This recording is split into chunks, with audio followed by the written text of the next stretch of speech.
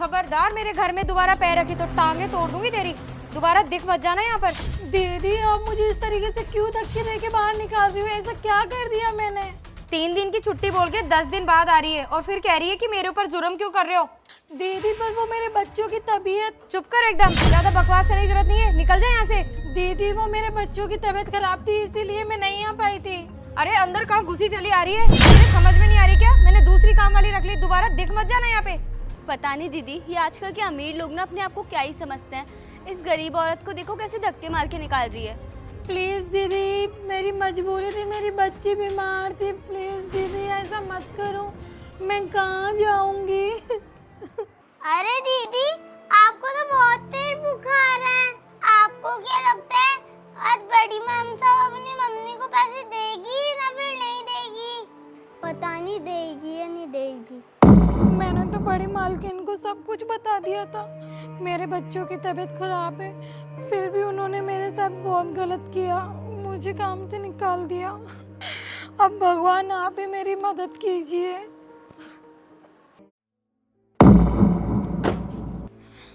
पैसे पैसे साहब, आपके पैसे साहब, सुनो।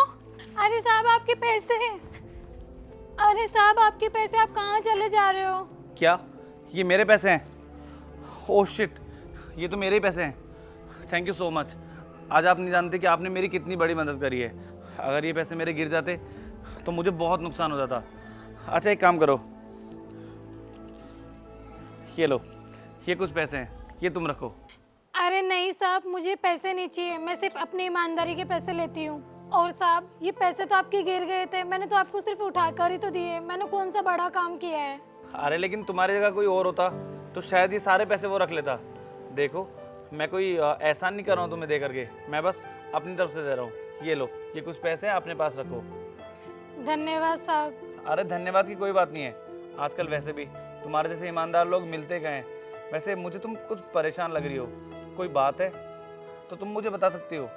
अरे नहीं साहब ऐसी कोई बात नहीं है। देखो तुमने मेरी बहुत बड़ी मदद करी है, हो सकता है मैं भी तुम्हारी मदद कर सकूं। बताओ क्या बात है?